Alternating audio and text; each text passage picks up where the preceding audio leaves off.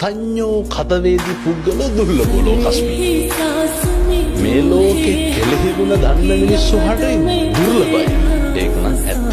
අවශ්‍යතාවයේ සම්පූර්ණ වුණාට පස්සේ ආය මිනිස්සු අපි තියාගන්නේ නැහැ. කාර්ය කෙරවෙනතුරු කාගේ රැවටිල්ල කියලා ඔය අපේ ජන කවිය ඒවා හොඳට පත්තියන් වෙච්ච මිනිස්සුන්ගේ කටවල් වලින් කියවිච්ච.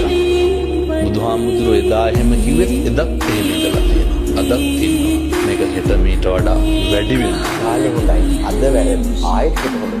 වෙන්න පුළුවන්. කාලේ හොඳයි. අද වැරදි. ආයෙත් හොඳයි. අවශ්‍යතාවයේ අනුව තමයි මිනිස්සයා හොඳ නරක තීරණය කරන්නේ.